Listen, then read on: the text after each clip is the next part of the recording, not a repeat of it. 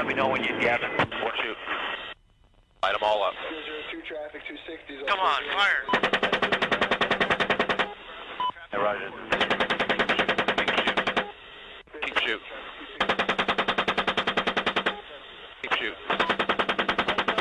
Bushmaster 2-6, Bushmaster 2-6. Those dead bastards. Nice. 2-6, Crazy Horse 1-8.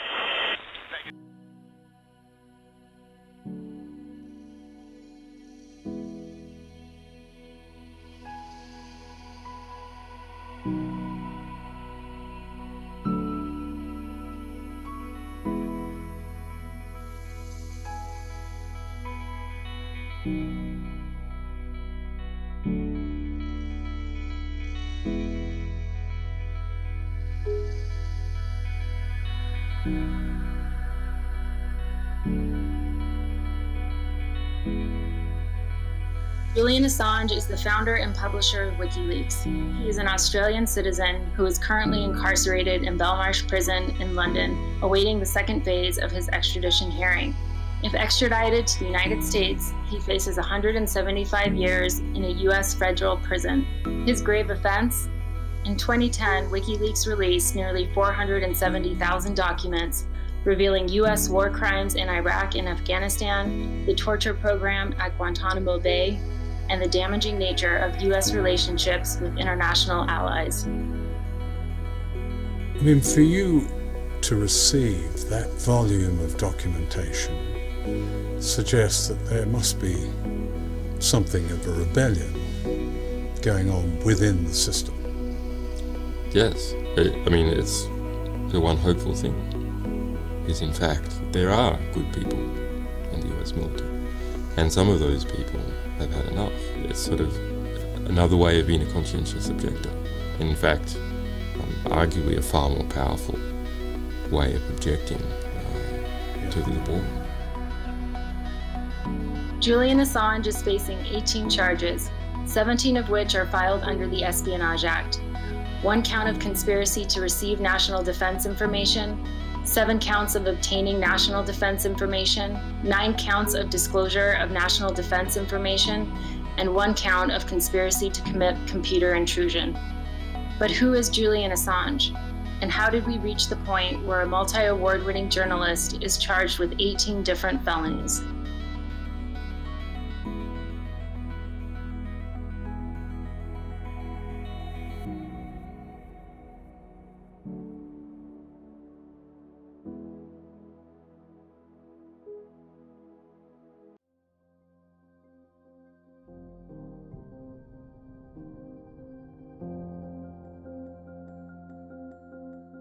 Julian grew up at travel.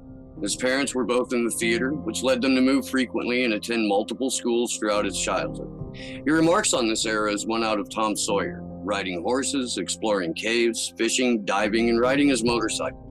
At odds with this idyllic experience, but with no small amount of foreshadowing, was an encounter with the Australian Federal Police at 2 o'clock in the morning.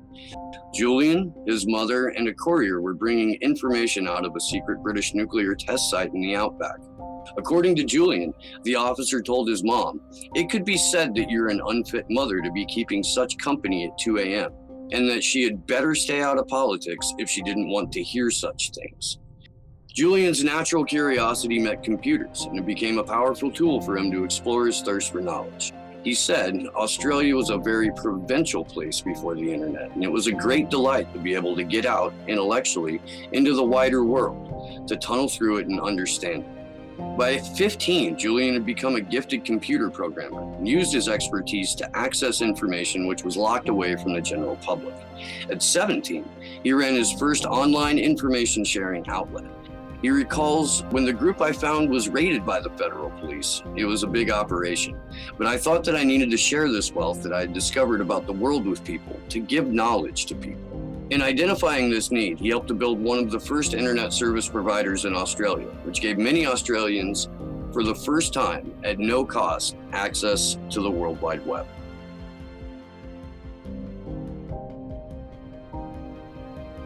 Throughout his life, Julian has sought to protect the vulnerable, to right wrongs committed against them and expose the crimes of the powerful at the expense of the powerless.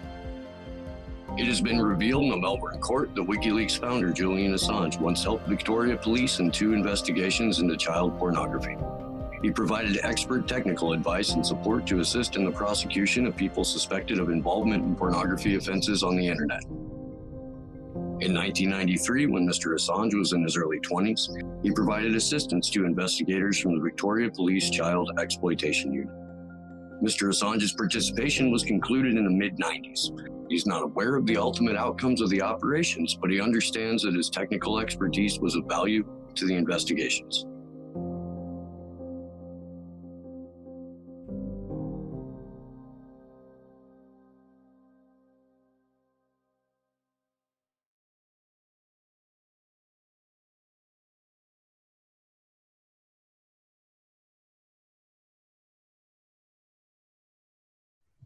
Back in 2007, when I launched WikiLeaks, I don't know if people can bring their minds back to the cultural dynamics on the internet at that time. It was, in some sense, far more controlling space than it is now. In other senses, far more open, because there weren't, the big players didn't dominate it as much as they do now. But the fight as to whether a WikiLeaks was culturally acceptable hadn't been had yet. And through succeeding in that fight and defending the organization, we became, in a very unusual way, part of the status quo. Not of the status quo of establishments, obviously. Many establishments are opposed to us because we publish secrets, and all establishments are in some sense hypocritical and rely on keeping a different interior world to an exterior presentation. But WikiLeaks became a culturally established, such that there would be a tremor sent through the broader internet culture, which is now the broader Western culture, if WikiLeaks were to disappear. And that's a very difficult role to be in. What would it mean? It would mean that essentially the envelope for publishers and freedom of speech and the rights of citizens versus institutions and establishments would suddenly contract. So I personally and WikiLeaks are partly in the business of keeping the envelope wide, being that avant-garde where we're constantly crashing up against icebergs, constantly, trying to smash through the ice, or at the very least maintain position, so that behind us there is a widened cultural space for liberty, broadly speaking. WikiLeaks has published over 10 million documents and accompanying analyses over its 14-year history without issuing a single retraction. WikiLeaks alone enjoys 100% accuracy as a news outlet. In 2007, WikiLeaks showed us inside Guantanamo Bay by publishing the manuals and standard operating procedures used to hide prisoners from the Red Cross, as well as PR guides used to eliminate certain words like suicide, or to rename a hunger strike as voluntary fasting. 500,000 documents make up the Iraq and Afghanistan war logs, the most detailed description of war to have ever been published. Each attack and death is listed, including 15,000 kills that had been kept secret from the public. When European oil company Trafigura dumped illegal toxic chemicals in the Ivory Coast, it convinced a British court to gag the BBC and The Guardian. WikiLeaks published the gag documents breaking the censorship ban. In 2010, WikiLeaks revealed how a US Apache helicopter killed 18 people, including 2 journalists and people in a van driving children to school. What shocked the world was the video game commentary of soldiers eager to kill. Look at that, right through the windshield. Oh yeah, look at those dead bastards. Nice. The children from the van were severely injured in the attack, Their father and the other adults in the van were killed. The United States strongly condemns the illegal disclosure of classified information. Later that year, WikiLeaks released over 250,000 secret US diplomatic cables about every country in the world. Cablegate exposed wrongdoing on every continent. WikiLeaks exposed the largest international agreements that the world has ever seen, the 3 big T's, which are being negotiated in secret. The 3 big T's are big businesses' new strategy to bypass the World Trade Organization and ensure that they get to set the international rules of what other countries can and cannot do. Today, WikiLeaks begins its release of emails documenting the private lives and private lies of private spies. WikiLeaks revealed the inner workings of private intelligence company Stratfor that provides advice to US government agencies, arms companies, and Dow Chemical, who hired Stratfor to spy on the victims of the largest chemical disaster in history caused by their plant in Bhopal, India.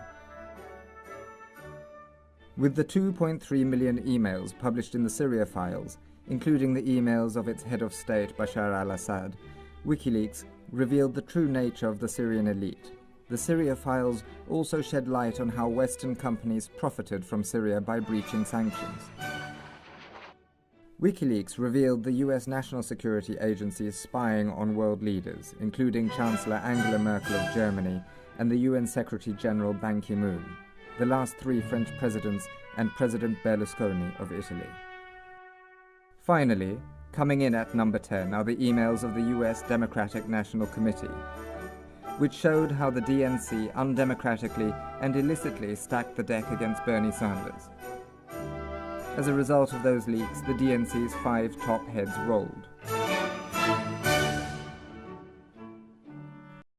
Action for Assange is a decentralized network of activists raising awareness about the ongoing torture and persecution of Julian Assange and the disintegration of free speech. To learn more about us, find us on social media or go to www.action4assange.com. You can also watch our twice weekly online vigils on streaming platforms everywhere.